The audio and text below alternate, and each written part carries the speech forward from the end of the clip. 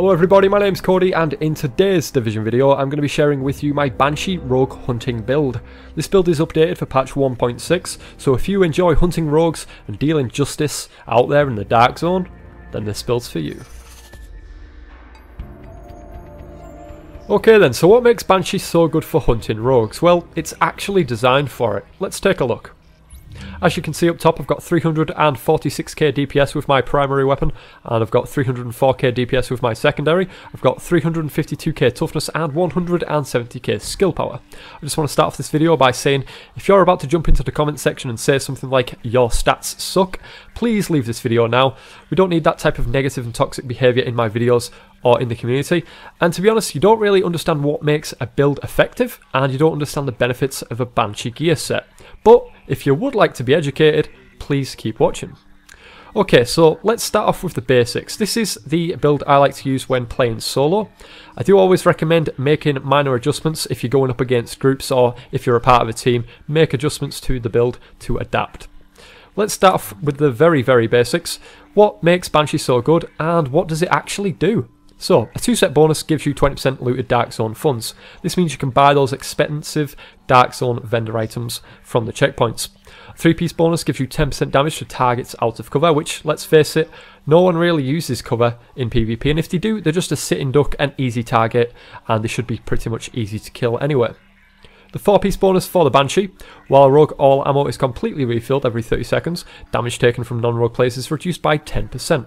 That's all well and good, but this build is for killing rogues, not going rogue. So, taking a look at the bottom, we can see, while not rogue, damage to rogue players is increased by 10%. This bonus is increased to 20% for 10 minutes after being killed by a rogue. So then, 2 main points. First of all, this 10% and 20% bonus, it doesn't apply in the DPS sheet up top, so you only really see those numbers high when you're actually shooting a rogue, and believe me, you see the difference. Secondly, if you happen to die by a rogue, which, believe me, it happens to the best of us, then you can get some really good revenge, because in total, you're going to be dishing out 30% extra damage from this gear set. 30%. Anyway, so that's Banshee. 4 pieces of Banshee gear to have a Banshee gear set, and then you can have 2 of something else. I like to have my Banshee on the mask, the Kneepads, the gloves and the holster, but you can have it on anything. It depends on your playstyle, and it depends on what you like to use. For me, I like to have the Barret's bulletproof vest. It's not as good as it was in patch 1.5, but it's still pretty good if you know how to rotate your abilities accordingly. No skills on cooldown increases skill power by 10%, 1 skill on cooldown increases damage by 5%, and 2 skills on cooldown increases armor by 10%. So that puts my toughness up to around about 450 toughness when I have 2 skills on cooldown. It is still quite effective. Moving on to the backpack, I like to have the Specialised backpack. Adds 200% of firearms and stamina to skill power. Skill power is very important for survival and to have good abilities in patch 1.6, and that's why the Specialised backpack is probably one of the favourite items in the Dark Zone and Last Stand. Some other things that I would recommend: on the mask, you can have a Tenacious mask, increased damage by 10% for 10 seconds when using a medkit, which makes a very strong DPS build. You've got some Savage gloves. These are also highly recommended. Critical hit chances increased by 7% against targets out of cover. I used to use these all of the time, apart from I just like these 2 items instead now. I also always get recommended to use these since I do like to use grenades a lot. However, I do just simply like the advantages and the stat bonuses of these instead. Relying on a short fuse is a little bit heavy on the grenade reliant side, and believe me, I already get enough hate for using grenades, so I'd rather just not really. But yeah, there are many different combinations to choose from. You've got 4 pieces of Banshee, and then something that works for you. I always say, make sure something suits your playstyle. Don't just use things just because other people do. Okay, so next up, I want to talk about stats. And we're talking best in-slot stats for each of these, and we've seen some big changes with patch 1.6, and this is pretty much where most people go wrong when making a build. They don't really know what's the best thing to have for each gear piece. So moving down onto major attributes, now we can see we've got health. Armor used to be a very important stat in 1.5, now it's health. So as you can see, I've got health recalibrated on there for 16,400. I've got 5% health on kill, which is good for PvE, not so much for PvP. It's better to actually have exotic damage resilience on there to have protection against sticky bombs, grenades, seeker mines, things like that. And minor attributes, you can have increased ammo capacity so you don't have to refill your ammo every 5 minutes or so. Moving on to the mask, and we can see we've got skill power on there. I believe you can have critical hit chance on there, but I do need some skill power to have good survival. This is pretty much my build when I'm playing solo, so I do need to have a good self heal. Skill power is important. And the minor attribute, I've got 10% damage to elites, which, you know, it's good for PvE, but this is a PvP build, so I would like to change that for burn resistance, which you can have as a minor attribute. Moving down onto the Kneepads, you can see once again I've got health on there. Most important stat in 1.6 is health. Minor attributes, bleed resistance, damage to elites, blind death resistance. Would like to change damage to elites to a burn resistance, but that's the luck of the draw, so never mind. Onto the backpack, as you can see once again, health on there again. Health is the most important stat to have good toughness. And we've got minor attributes, ammo capacity, which is important, but you can actually have burn resistance as a minor attribute on a backpack, I believe. So if you've already got increased ammo capacity on your chest piece, get burn resistance on there if you can. Moving down onto the gloves, the most important attribute as the major stat is having weapon damage that you use as your primary. As you can see, I've got assault rifle and SMG damage on there. I do use an assault rifle and an SMG, but I would actually recommend only having your primary weapon and having critical hit damage, critical hit chance and things like that on there as well. And finally, to the holster, you can see critical hit chance, which is pretty much the best thing for a DPS build on the holster. You can actually have haste on here, but that's mainly for a skill power based, electronics based build, but this is more DPS. Anyway, moving on to the gear mods. As you can see, I've got firearms mods with health. I do always highly recommend having health. It's the most important stat in patch 1.6. And you'll see I've got firearms because over here on the Specialised backpack, adds 200% of firearms and stamina to skill power, which it makes a big difference. But the thing is, stamina is now worth half of firearms and electronics in 1.6, so I don't recommend going into stamina unless you're making a dedicated tank build. And because this is a DPS Banshee build, firearms and health is the way to go. As you can see, firearms and health on there as well, firearms and health on there as well, and I believe I've got electronics and health just for a little bit more skill power, for a better self-heal and better abilities. Okay, so let's quickly cover weapons. I'm not going to go into too much detail because weapons is all about preference. There are many weapons to choose from in the game. So I've got the Bullfrog. I do like the Bullfrog. Lower base damage than other assault rifles, but it's got a really high rate of fire. I've got vicious, accurate and uncomplicated on there. Just quickly going into the modifications for those of you that are interested. I've got holographic sight. I do like having critical hit chance bonuses on my scopes. Headshot damage, critical hit damage on there as well. Moving on to the extended mag, as you can see I've got 110% mag size, 2.5 crit hit chance and 5.10 rate of fire. I do have a higher rate of fire mag, but the Bullfrog already has a really high rate of fire anyway, so I've got that one on there. Small grip, 18% crit hit damage, 4.5 optimal range and 4% reload speed. And the large suppressor with 19% crit hit damage, 3% critical hit chance and 6% headshot damage. I do not have any accuracy or stability mods on my weapon because the Bullfrog has the uncomplicated talent, meaning if I have accuracy and stability mods on it, it reduces the bonus from the damage.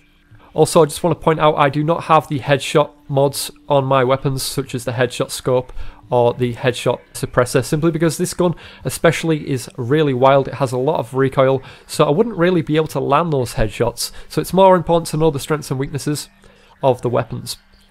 I like the MP5 ST, a very good submachine gun indeed. Competent, deadly and brutal. Not the best talents, but still pretty good. Moving on to the modifications really quickly. I like to have the reflex sight, 8% crit hit chance, 5.5 headshot damage, 4.5 optimal range on there. Extended mag, 110 mag size, 3% critical hit chance, 5.9 rate of fire. Small grip, 18% crit hit damage, 4.5 reload speed, 2% accuracy. And finally the Tyrant suppressor, 7.5 crit hit chance, 4% critical hit damage and 6% headshot damage on there as well. I also do like the M700 carbon sniper rifle, very good sniper rifle indeed. I've got harmful, brutal and deadly. Not the best talents, harmful isn't as good as it used to be, but still pretty good for dealing some damage at long range. Just to jump into the mods on this weapon then. I've got the ×12 magnification scope with headshot damage, critical hit chance and accuracy. Of course, with this being a sniper rifle, I can land these headshots. Down on the magazine, I've got the high velocity magazine with 6.5 crit hit chance, 11% mag size and 4 crit hit damage. Small grip, I like to have the 17% crit hit damage, 4.5 optimal range and 2.5 stability. Onto the suppressor, I have the 18.5% headshot damage, 3% critical hit chance and 4% critical hit damage as well. But this does heavily rely on landing headshots. I do like to use LMGs as well from time to time. I do like the MK46, a very hard hitting LMG, very underappreciated, underrated, deadly, prepared and fierce. I have prepared on there because I only use LMGs from range. You've probably seen this in my videos. They're really good for shooting multiple rogues down a long choke point. Just quickly going into the mods for this one. I'll try and keep this quick, guys. 18% critical hit damage, 2.5 stability, 2.5 critical hit chance. Heavy magazine spring on the magazine, 3% critical hit chance, 10.5 mag size, 11% rate of fire. I do not recommend an extended magazine. You do not need 210 rounds in a magazine. It will make your DPS numbers look high, but you do not need 210 rounds in a magazine. Go with the heavy magazine spring every time. Small grip, 16% crit damage, 5 reload speed, 2.5 stability, and finally, large suppressor, 18% critical hit damage, 3% critical hit chance, and 5.5 headshot damage as well. And you can see I do like the AUG, a very good gun as well, but there are many good guns in the division, and there are many good talents as well, so it all comes down to your preference.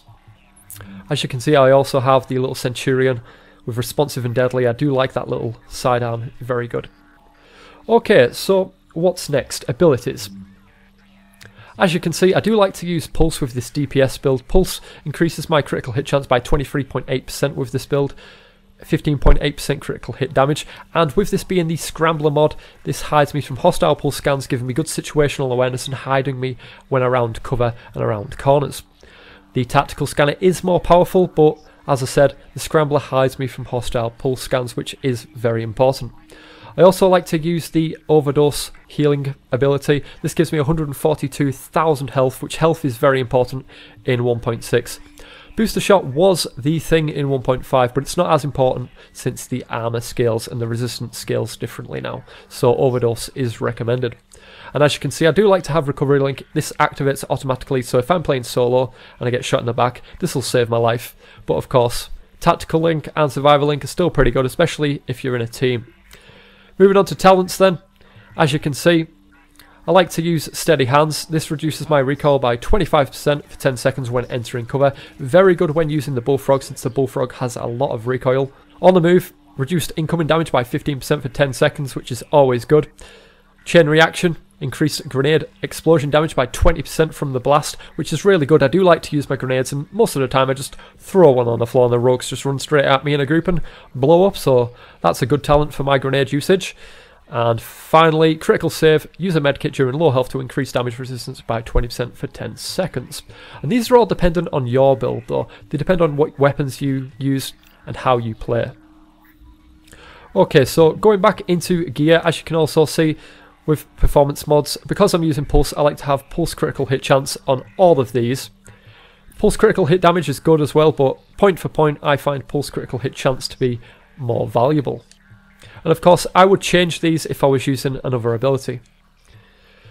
So what else could I do with this build then? Well, I do also sometimes like to use a turret. So what I'll do is I'll come across, I'll put the fire turret on, I'll change talents, I'll change this to Wildfire, which gives me a 30% chance to inflict burn to all targets within a 10 meter radius.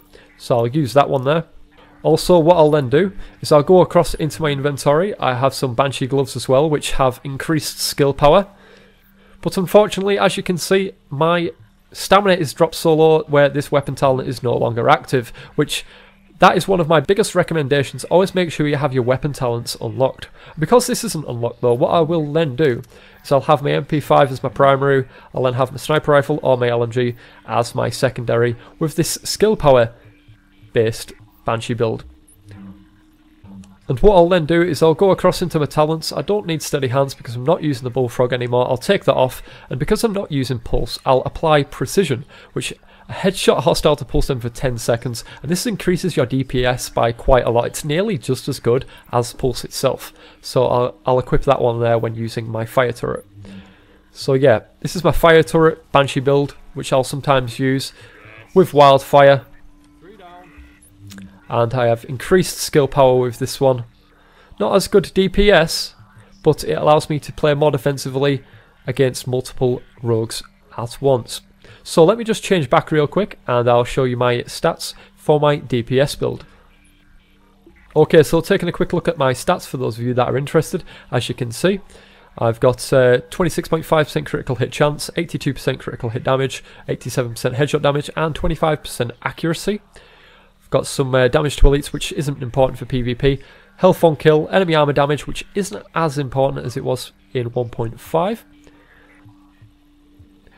245,000 health, which is quite high for PvP. 30% armor mitigation, not as good as it could be.